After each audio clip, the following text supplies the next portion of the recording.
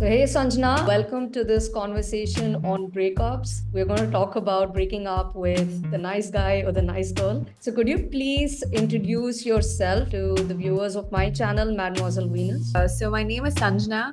I just graduated from Wheaton College. I This is my second master's degree, and my first master's degree was in counseling psychology back in India, and was practicing as a counseling psychologist for about a year and a half to 2 years before I moved to the US to pursue my second master's in marriage and family therapy. I graduated about a month ago. I'm a pre-licensed clinician working towards fully being licensed as a marriage and family therapist. So, Sanjana, let's say we get lucky, we find that Mr. or Miss Right for ourselves. What makes them compatible with us is they are available to us, they communicate their thoughts and feelings, they don't give you the silent treatment, they handle your emotions maturely. You have fights with them, but you seem to resolve them quickly. They're perfect, but they're not compatible with you 100%. Your dreams are different from their dreams, and for whatever reason, you can't seem to have the same vision for a future together. Maybe they want a stable home, they don't want to travel around too much, but you're an explorer. What do you do in a situation like this? Do you break up with them? Is this a solid enough reason to break up with someone?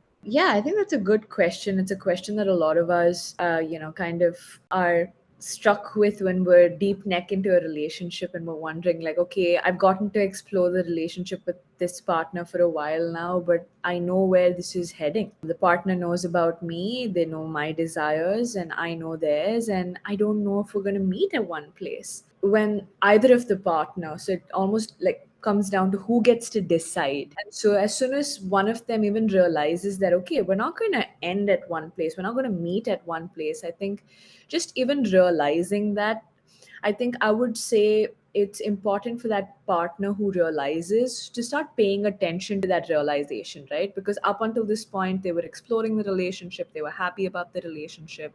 But if they've reached a point where they're thinking about, like, okay, this is how I would envision a relationship to go, and it doesn't seem there, right? That awareness has come about for a reason. So I would ask that partner to like lean in and be curious about, like, yeah, like, why am I thinking about this? Like, what are my needs, what are my desires?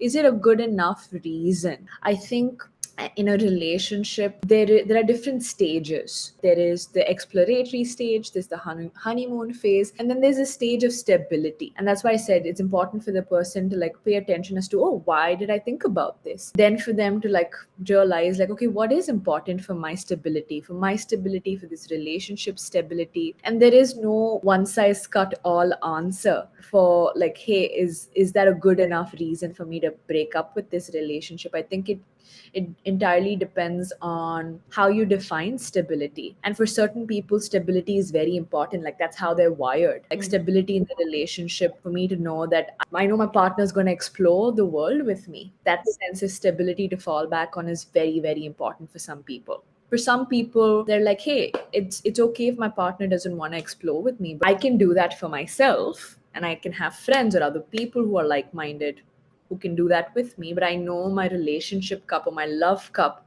is filled by this person, and I still want that with this person. And so I think it really depends on how each partner defines stability, and if they want that step, if they're able to achieve that stability by themselves, in themselves, or if they need their partner to help them achieve that stability. So, how do you plan this breakup? I mean, what is the right time to break up with this individual? Completely depends on the person's personality, the person's ability to have express needs and desires, or even just their own ability to explore what they truly want, and if they're able to actually name it and address it. I think there are different ways to go about, like, who addresses it and how to do the breakup. There are a group of people who are supporters for, like, on text, let's do this. And there are people who kind of advocate for, hey, it's important to do it in person for the integrity of the relationship and to honor both partners. I think it depends on your ability to manage the complications. The sooner you're able to, like, hey, this is where I see us going, and these are my thoughts on it. And so I think this is a good enough reason for me to say I don't see our relationship continuing there. So I think the sooner it's brought in or the sooner it's introduced, that's a form of setting boundaries. That's a form of clearly defining what you want and what the other person can expect. Because otherwise, the relationship goes into this place of uncertainty where the relationship is running on this assumption that, yeah, we're in a relationship, but the partner's not aware of the math that you're doing in your brain, Hmm. right? And so it just can feel very uncertain. Now there are also times where people are just wrestling it out in their head, like, yeah, I know I don't see a future with this person, but I really like this person. So they're probably wrestling with themselves and like, okay, what is my negotiable, what is my non-negotiable? So that can take some time before they actually initiate a breakup. But I would say the sooner the better, even just for yourself as a person, because that is a form of setting boundaries. And it's also a good way for the other person to know what to expect. Mhm. And so moving into whether you could initiate it on text or in person, again, and there are so many ways to do it. I think if you think you don't want to have contact with this person post the breakup, text is always something, a way to like let them know, hey, I think we're ending this. And it also kind of protects you or safeguards you from leaving the relationship without physical contact. And so that can kind of contribute to a sense of safety, a sense of security, that yeah, I'm leaving this relationship but it's not in person. But there are some people who are wired to like, hey, this relationship's ending, but I really want to honor the time that we had with each other, so I'd like to meet you for the last time. And I think I would always tell couples to always follow their gut and kind of look out for their sense of safety, like what makes them feel safe and secure, and to make their decision based on whether they want to do it in person or over text. So, would it be advisable to keep this person in your life to see how it goes? Maybe your future plans can align eventually because things can change. Or do you have to be clinical about it and cut this person off from your life? What do you do? This is where I want to introduce this topic of limerence. And this could have happened even before the relationship. Maybe like y'all were just on a dating app and y'all swiped, but y'all haven't gotten to the dating stages yet. Begin to find yourself obsessively having thoughts about this person, but and almost this unnamed attachment towards this person. So it can happen before the dating period, it can happen after the dating period, where you're like, hey, I know we decided to break up. We broke up, but I seem to be thinking about this person all the time. That's what drives again your decision. Like, should I keep in touch? That does that mean I love this person? So I think that's why I brought up the topic of limerence. I think it's so important to assess what are your reasons or your motivations to get back and keep in touch with this person. Is it because I value friendship? I really value what this person has to offer, and I think it's such a great addition to my life. And Hmm. I know that I'm able to contribute to this person's life too. Right. So I think one of the best ways to really assess, like whether to be clinical about this or not, but I think it is very important for people to be very intentional and aware about this whole process, because it's so easy to slip into any side of the relationship for the most dysfunctional reasons. And people do. And this is not to say I'm not going into this moral base like right or wrong, but I'm going into this space of functional and dysfunctional, Could you right? explain that? To be functional and to be dysfunctional is this contributing to my overall well-being? Is this helping me live a better life, a more fulfilled life? Or is this, so that would be more functional, and dysfunctional would be this, it does this feel more like a fetter to my feet, or is this weighing me down? Is this like not allowing me to live a fulfilled life, right? So that would be more to a space of dysfunctionality. I wanted you to kind of explain that is because the context here is that you've had a healthy relationship with an emotionally mature person. So, do you still feel that we could get to an unhealthy state with someone that we actually have a healthy relationship with? Absolutely, and I think that's such a good question, because the health of a relationship is it's constantly worked out. It's like a muscle. Even if you worked it out in the beginning and it was like a good healthy muscle and you were able to build muscles, if you let it go for a long time and you don't work it out, it's very easy for it to slip into like state of inactivity or like a state of dysfunction. And so I think that's why having boundaries, that's why having awareness, and that's why constantly evaluating, why do I want to have this relationship even though this was healthy? How is it going to continue being healthy? What are my boundaries? What are my, where does this end and where does this begin? To have those things clearly defined out for you is what I think continues to keep the relationship going on a healthy, steady track. How do you do that though when there's emotions involved? The heart is a monkey. It wants what it wants. I mean, I think when emotions are involved, it does get tricky. But I think the only way to like work through this is authenticity.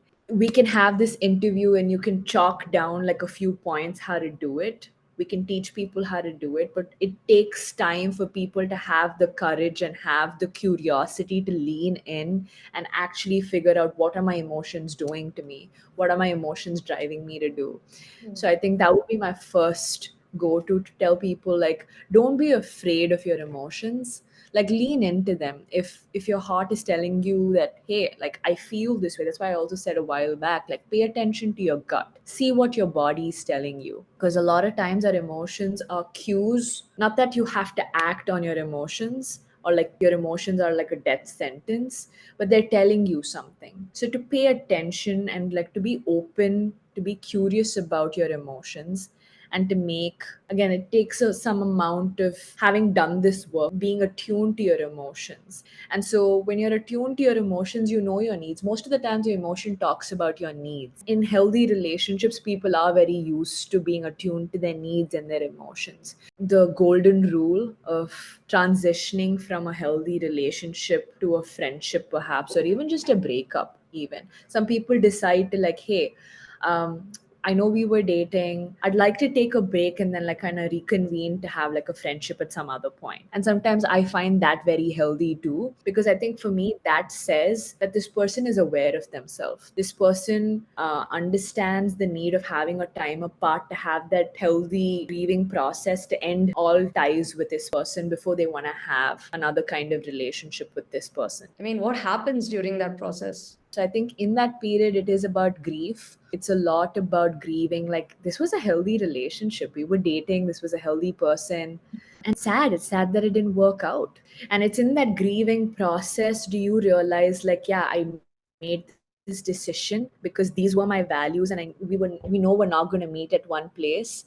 And and so there's a grief of missing out on a healthy relationship, but there's also this re-strengthening of, like, hey, this is important to me and I'm glad I made this decision for myself. Does the mind work like that? Because we have a tendency to go back into the past, to think about all of those memories we shared that with that person. Could you even consider the notion of being friends with this person whom you share a deep emotional connection with? Or is this just naive thinking? As a therapist, as a clinician, I, when I'm working with clients, I am for how they're wired. If I know my client is wired to get deeply attached to a person, then we would work on like no connection with this person ever again. So let's say you decide to do it in person or on the phone call, explaining all of the reasons why you arrived at this decision to break up. Your partner sort of starts getting emotional, or you could also get emotional. For So how sure. do you still remain firm on your decision without kind of second guessing yourself in a situation like that? Ending relationships are never easy.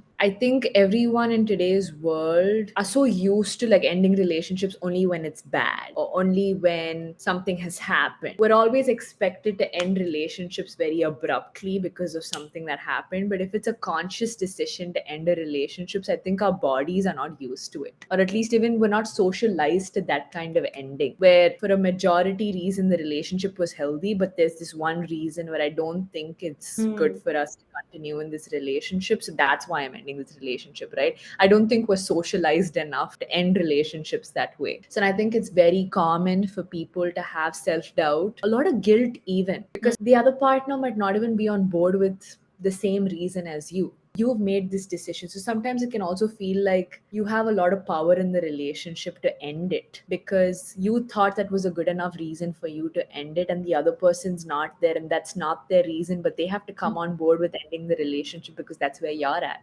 And so whether it's in person, on text, on call, it gets sticky. One thing I always tell all of my couples, all of the people that I work with is learn how to grieve well. There's this model by Kubler-Ross. It's this 5 stages of grief. And it's important to like experience that full cycle of grief. Sometimes you're in denial, like, yeah, oh my gosh, like I can't believe I'm actually ending this relationship. And there is that phase where you're in denial, and there is this phase of bargaining where you're questioning within yourself, like, is there any way I can continue this relationship? There is this sadness, like, this is where we end and this is where we bid ways. And there is anger, like, oh, why does it have to be this way? This was such a healthy relationship. And so I think there is this whole internal dialogue that people go through. And it again, it looks very different for each person. If it's the person who's made the decision, their process is very different from the person who's had to be on the receiving end.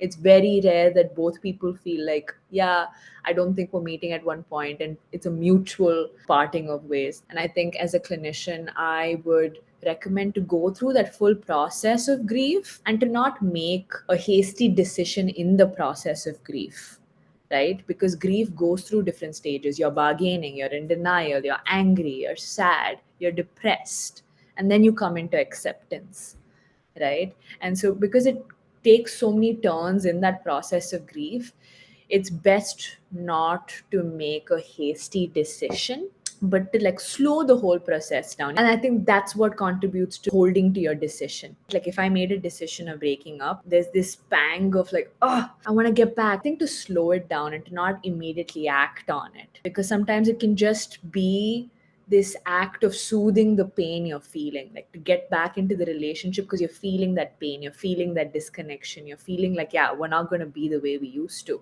right? And if you're going to go back into that relationship just to soothe that, it doesn't solve the it doesn't solve the problem of why you broke up the first time. This is the phase where you're also developing a relationship with yourself. I think a lot of people don't talk about the guilt, especially if you're the person who's made the decision to break up. People don't talk about guilt enough because, like, we started off this interview with, is it a good enough reason? That question sort of prompts you to, like, oh my gosh, like, what is good enough? Is my good enough for them? And if somebody else's life and relationship and emotions is at stake because of my decisions, it's hard not to go down the path of guilt. And sometimes that guilt can push you back into the relationship. Like, I have caused this person like some amount of pain, some amount of discomfort based on my decision. But I know this is the best for both of us because this is important for me. Again, like this phase of developing your relationship with yourself where you're like formalizing and you're strengthening, like these are some values I live my life by, and this is important to me. That's why I have made this decision. So to honor that for yourself and to really befriend that guilt you're feeling. Yeah, I guess that's how you would navigate this situation. Suppose that your partner is having a tough time coping with the breakup and communicates the same to you. How do you handle a situation like that? Should you offer them comfort or do you leave them to cope on their own? If it has been a healthy relationship and this has been a healthy person you've shared this bond with through your dating period, you're most likely going to care for this person, even though you made this hard decision. And it's hard because, like, how do you care for a person and also make such a hard decision? It feels so conflicting. A lot of that, it even begins with you. I think for you to have answers for yourself, it's for you to grieve for yourself and for you to manage your own emotions first. If you're not sure of, if you're not able to handle your own emotions and you're trying to help that other person manage their emotions, it's going to be a big ball of mess because you're also feeling as much as your partner is feeling. It's not just because you made the decision of breaking up, you don't have feelings. You have a lot of feelings and you have a lot of thoughts about. Like, it's like what they say when you're on a flight. If there is an emergency, make sure you put on your life jacket first before you're putting it on for somebody else. So I think first it's important to make sure you're doing okay before you're able to help the other person. Because a lot of times, if you're not okay and you're trying to help that other person, a lot of times it can lead to more harm than really like offering support. And so even verbalizing that, like, hey, I would have loved to be there for you. I see that you're hurting, but I'm not there to hold that for you. Or I don't think I can contribute to your healing right now because I'm not there myself, Mm. right? So even naming that, I think that expresses your intention for the person. And a lot of times, even expressing your intention for the person, the other person feels cared for. Like, yeah, they see that I'm hurting and they would have loved to, but they're just not there. And a lot of times, when you care for a person, you're feeling more connected to them. About a time when you're not feeling good and somebody's caring for you, it's hard not to have feelings of attachment. It's hard not to have feelings of love bloom in those pockets, right? Again, so to evaluate, like, is me caring for this person and helping them heal making it harder for us to wean off of the relationship? Or should I like limit myself to periodic check-ins and not like an everyday hand holding? And the best way out of this is just not to be there for each other and trust that we both can heal on our own.